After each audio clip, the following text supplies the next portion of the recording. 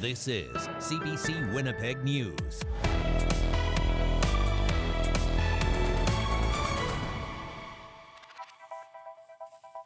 Good evening. Thanks for joining us.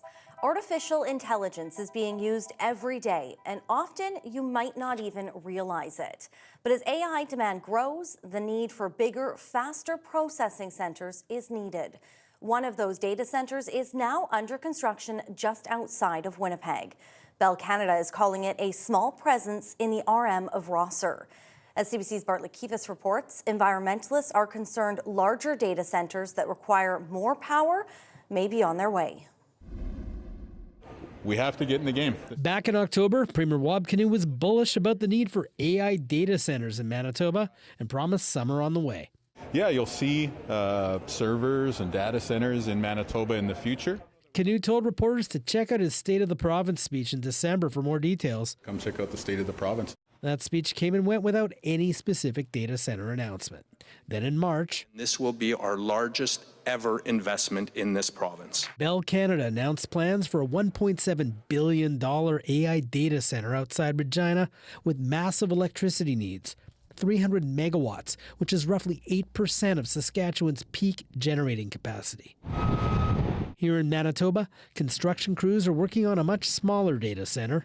This is the former home of Merit Functional Foods, built just outside city limits in 2021 with the help of $100 million in federal funding. The plant was shuttered after 2 years when Merit went into receivership. Crews are now moving walls and building concrete pads for the new occupant, Bell Canada. So I'm standing here on Brookside Boulevard in the city of Winnipeg. Right across the street's the RM of Rosser, where the old protein plant is being transformed into an AI data center. Bell Canada says this plant requires 5.5 megawatts. Not enough power to challenge Manitoba's electrical grid, but still enough to run thousands of homes. This environmental activist says that electricity could be put to better use. We need to be reserving our electricity and building it out to electrify our heating and transportation and other needs. And so adding more data centers on top of that really sort of threatens our ability to electrify our basic needs. Laura Cameron also fears bigger and more energy-intensive AI data centers are on the way, given the Premier's enthusiasm. The NDP government, the RM of Rosser, and Manitoba Hydro all declined to comment on this project. Bartlett Kivas, CBC News, Winnipeg. Police say the hunt for an armed shooting suspect in northern Manitoba is now over. A 16-year-old boy has been arrested in Norway House. Police were scouring the area after a Tuesday night shooting at a bar. A 25-year-old died and a 38-year-old was injured. RCMP say the teen, who is from Thompson, turned himself in. The father of a 26-year-old woman shot through the head by her boyfriend is furious. The Crown never charged him with attempted murder. 28-year-old Mature Aku pleaded guilty this week to 4 charges, including aggravated assault and criminal negligence causing bodily harm. This incident happened last November at a Wellington Crescent apartment. The court also heard he assaulted the woman on at least 3 prior occasions. The victim has undergone 3 surgeries since the shooting, with 3 more to come. Her father says higher charges should have been laid. Even though this is clearly attempted murder, this guy repeatedly, over and over again, told her he was going to kill her, including on the night in question. And then he grabbed her around the chest, put a gun to her head, and pulled the trigger.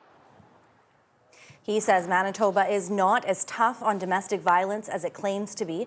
Prosecutors are asking for an 8-year sentence.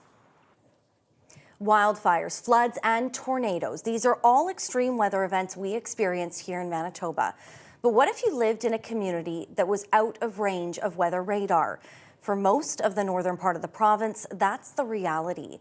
And one community says improved forecasting could help them plan better during extreme weather events. CBC's Mike Arsenault reports. Flin Flon was nearly encircled by wildfires in 2025, forcing 5,000 people to evacuate. Flin Flon's emergency coordinator, Mike Funk, says navigating an emergency is complicated, and a lack of accurate short-term weather forecasting makes it harder. We would get reports from Environment Canada. We're expecting rainfall, and they were great at predicting the time that it would hit. By the time I got close to our area, Nothing happened. Canada has 33 weather radar sites across the country. Manitoba's sites are located in the southern part of the province, and although they have a range of 330 kilometers, northern communities aren't covered. Funk says having radar coverage would improve wildfire response. The difference of 20 kilometers an hour in a forest fire makes a world of difference. So if you can have that up-to-date information, then firefighting response, all of that stuff can be adapted to that. Regions outside radar range rely on satellite information and surface weather data to provide a forecast. One expert says satellites can't provide as much detail as radar. A lot of times it's hard to know what's actually going on in the ground there, so the radar is a really valuable tool. Over the last several years, the federal government spent $180 million on upgrades to weather radar sites and added a new one in northern Alberta. John Hennesack believes more should be built. If you add a few more radars, particularly in sort of the central and maybe some of the northern parts of the provinces, it might be a good investment, especially if we're going to be using, more economic development, for example, in the Port of Churchill. Environment and Climate Change Canada says it provides forecasts for northern Manitoba through their Storm Prediction Centre in Winnipeg. In a statement to CBC, spokesperson Emily Jackson says in part, the conventional range of the new radars has increased from 240 kilometers to 330 kilometers surrounding each radar, with more than 99% of Canadians living in that range. While radar coverage is limited in the north, Environment and Climate Change Canada also observes weather conditions with automated surface weather stations and satellite imagery. Funk believes weather radar in the north would be a great step forward. I think this would be a big benefit for our community if we had something close by. Environment Canada says it regularly reviews its monitoring networks to look for possible improvements. Mike Arsenault, CBC News, Winnipeg. Hackers have hit a rural Manitoba municipality. The RM of Gimli is the latest victim of a cyber attack target. It says a cybersecurity firm is investigating and they're still assessing the situation. It's not clear what type of data, if any, may have been accessed. Bills are unable to be processed, so people are being told to pay them at the bank directly. Well, Manitoba has a few hundred new Ottawa Red Black, Giordano Vaccaro was picked first overall during Tuesday's CFL draft. The Winnipeg offensive lineman was all smiles alongside family and friends and taking it all in. CBC's Ian Fraze was there for his career-making moment. A packed room cheering for Giordano Vaccaro, taken first overall in the CFL draft by the Ottawa Red Black.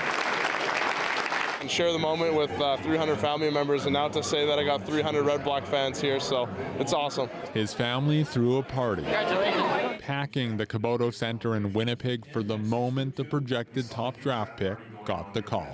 What up, Coach? Ottawa GM Ryan Didwitty opened the draft and called Vaccaro's name. Hell yeah, I am. When I got that phone call, I sure was happy that it was Ottawa. Same with his family. He's worked hard, he's put in the work, and he deserves what he got. So it's an unbelievable proud father moment. An offensive lineman, Vaccaro cracked the University of Manitoba starting roster as a freshman. He became a two-time All-Canadian, then transferred to Purdue University in the U.S., where he saw action on the offense and special teams. This kid's a winner. There's really nothing missing. I'm not putting him in the Hall of Fame yet, don't get me wrong. Brian Doby, his coach with the Bisons. Here he is, the #1 pick, the first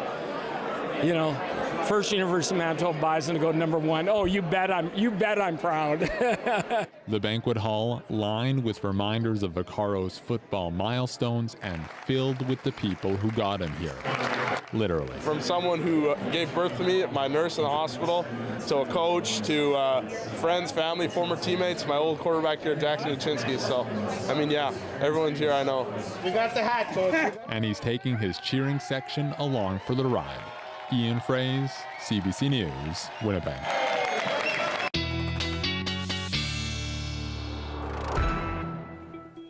Well, a big congrats to him, and hopefully he already has an Ottawa toque because it was another chilly day out there today, even some flurries at times. Meteorologist Colette Kennedy is in now for a look at our forecast. Colette. Thanks, Brittany. Well, there's some warmth, but it's in Western Canada, further west towards BC, and we're certainly into this cooler pattern, at least for a few days. Not only that, but a little bit of moisture there, and with the temperatures freezing or just above, it does mean that early this morning we certainly had a few flurries, even a little bit of light snow that moved through the Red River Valley. You could see it there, and then taking it right across the border into northwestern Ontario. And so we dried up, but a lot of that cloud cover still in place here. And temperatures running more than 10 degrees below seasonal for the daytime maximums. Tomorrow is still cool, but not quite as cool. 1 degree overnight tonight, partly to, I'd say, maybe mostly cloudy skies. A sun-cloud mix early on, -1, feeling like -6 due to the northwesterly breeze. That's just early in the day. And then 6 by tomorrow afternoon. Late afternoon, we'll start to see some decent clearing coming our way. And then the warm-up comes after that. I'll have details coming up. Thanks, Colette. How the feds plan to build up Canada's skilled trades and tackle youth employment. That's next.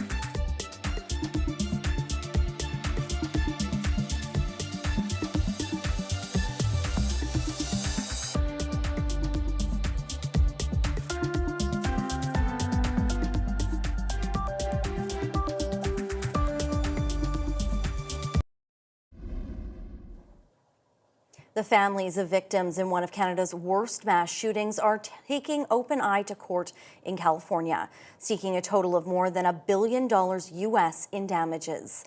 In 7 wrongful death lawsuits, the plaintiffs say the artificial intelligence company knew of the troubling online behavior of the shooter in the Tumbler Ridge, BC massacre of February 10th.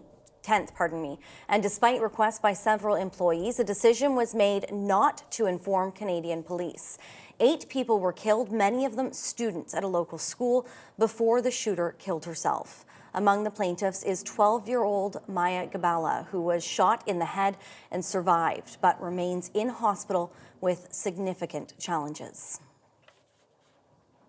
The federal government is launching a new program to address Canada's shortage of skilled trade workers. In its spring economic update, it announced $6 billion in funding to recruit, train, and hire up to 100,000 new tradespeople and boost the number who get the highest level of certification. The CBC's Caroline Bargout has details on who might benefit. After spending 15 years as a chef, Melody Watkins is making a change. She's now in her 2nd year training to be an electrician and loves it. I picked trades because there is a big need for trades right now. And I knew that I would have a reliable job, and it's something that would be more of a career instead of just a passing interest. Ottawa says Canada will need 1.4 million additional tradespeople by 2033. If nothing changes, it predicts the country will be short 20,000 people a year. That's why it's now offering billions in incentives for students and employers.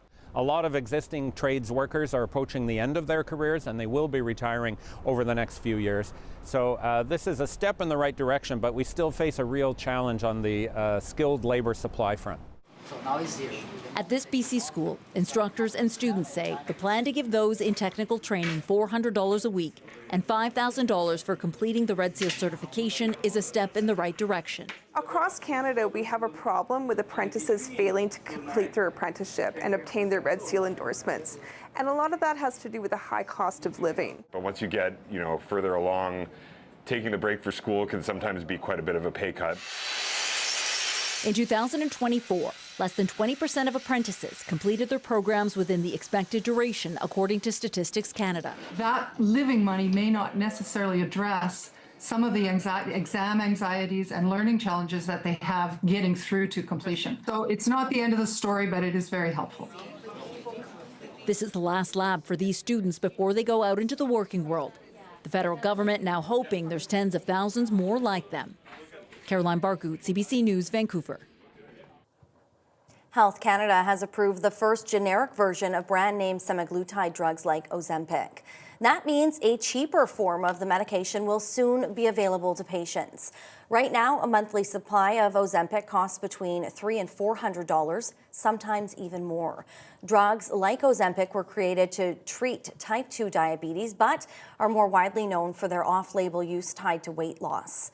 A recent survey suggested about 3 million Canadian adults are currently taking GLP-1 drugs, and many more would like to, but cost has been a barrier. The government's spring economic update promises to streamline the application process for the federal disability tax credit, something that's available to people with severe long-term conditions like dementia and Down syndrome. Marina von Stackelberg now on the changes and the reaction to them. Leader of the opposition. In a rare moment in the House of Commons, everyone agrees. Canada's disability tax credit needs to be fixed. As a father, thank him for his commitment to simplify the disability tax credit. Our people should be spending their times living their lives rather than filling out forms. Those forms require a doctor to complete them. The disability tax credit is the gatekeeper to most other federal support, like the $200 a month benefit. The whole process is extremely complicated. It was onerous to begin with, number one. Doctors could fill it out only. And it was a 15, 16-page form. It took literally hours and hours for them to fill it out. Ottawa has now released a list of long-lasting medical conditions that will soon have a streamlined application process. And it will authorize more types of medical professionals to fill out the forms, like physiotherapists and speech-language pathologists. You have to go in to prove that you still have a disability. I can't think of anything more degrading and demeaning than that. The disability community is welcoming the changes outlined in this spring economic update. But they say Ottawa hasn't gone far enough, because even if someone has proven to their province they're disabled, the federal government won't recognize it, leaving people with disabilities like Casey Grimmard stuck filling out more forms. The Ontario government knows I'm disabled. I had to already go through the tribunal process, and I had to go through the application process, which took years. I shouldn't have to go through all this stress, and I shouldn't have to jump through their fiery hoops. To get an idea of just how complicated those hoops are, there are private companies that offer to help people with disabilities fill out these forms, and then sometimes charge them thousands of dollars. Marina von Stackelberg, CBC News, Ottawa.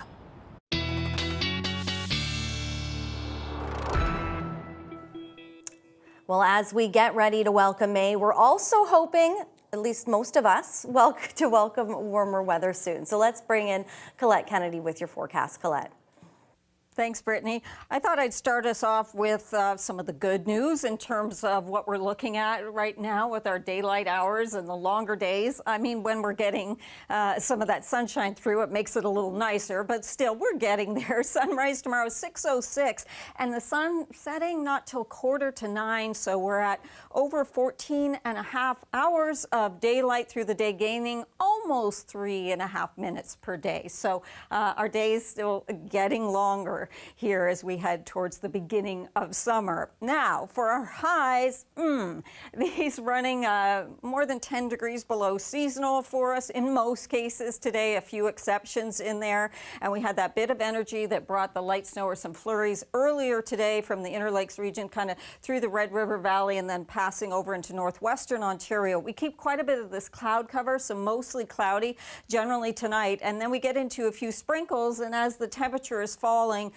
from Dauphin and down through Brandon, you could have a few wet flurries. That moves on. Then there's going to be more energy coming in, and this is as we're pressing towards Friday, and that's actually going to be with a warm front. So temperatures will bounce back as we get to the end of the week. Also, I do want to point out we'll get some nice clearing later afternoon and early evening tomorrow. So that'll be the better part of the day as the temperature warms up, plus more of that sunshine coming on through.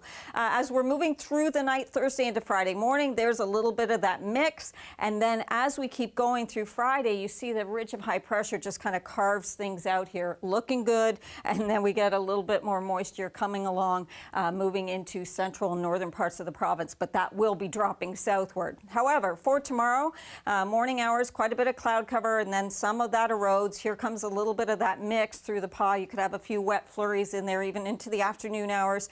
Through the morning, we'll be at -1, feeling like -6 with a northwesterly breeze into Winnipeg, and then into the afternoon up to about 6 degrees. Melita hoping to get you to double digits there of 10 with more sunshine. But after that 6 on Thursday, Friday 14, so a really nice bounce back, a good amount of sunshine, looking great. And then into the weekend, mix of sun and cloud, not too much to complain about there. Temperatures just start to come down a little bit into Monday. Thanks, Colette. Well, it's the wave of the future, but you won't be hailing this taxi quite yet. We'll explain all of that after the break. Stay with us.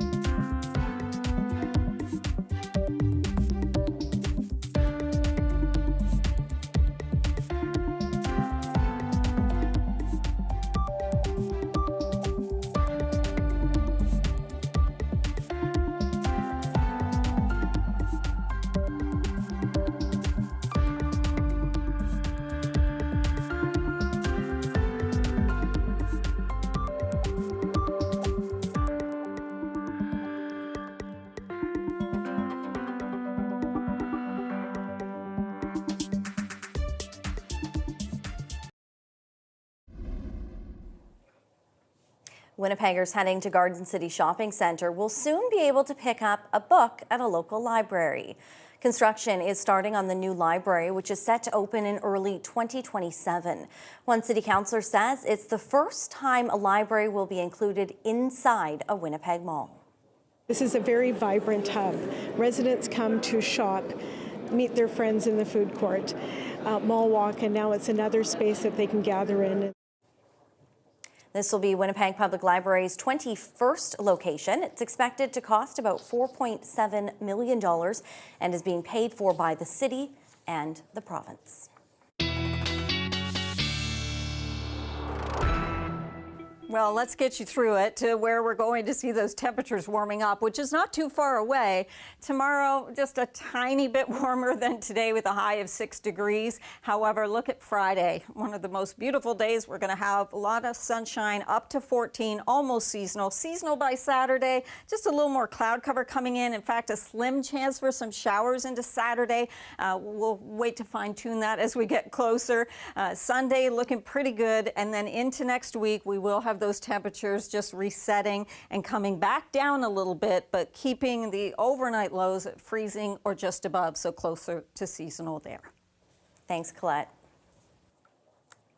It's a bird, it's a plane, and, well, it's certainly not Superman flying over Manhattan. It is, in fact, an air taxi. Here's your daily lift.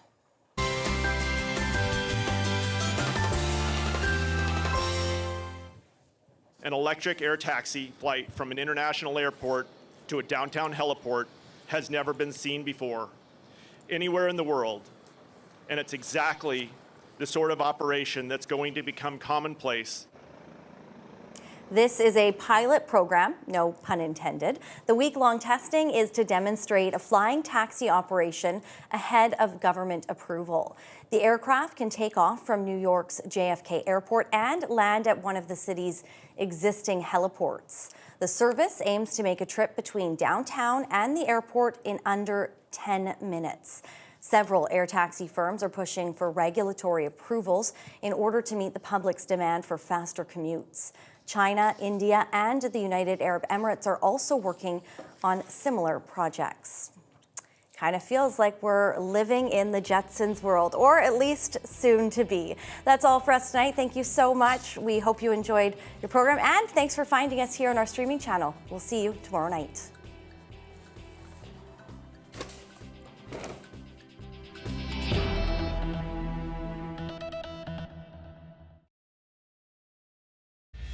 This is CBC Winnipeg News.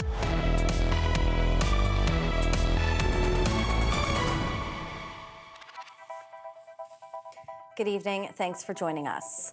Artificial intelligence is being used every day, and often you might not even realize it. But as AI demand grows, the need for bigger, faster processing centers is needed. One of those data centers is now under construction just outside of Winnipeg. Bell Canada is calling it a small presence in the RM of Rosser. As CBC's Bartlett Kivas reports, environmentalists are concerned larger data centers that require more power may be on their way. We have to get in the game. Back in October, Premier Wabkanu was bullish about the need for AI data centers in Manitoba and promised some are on the way. Yeah, you'll see servers and data centers in Manitoba in the future.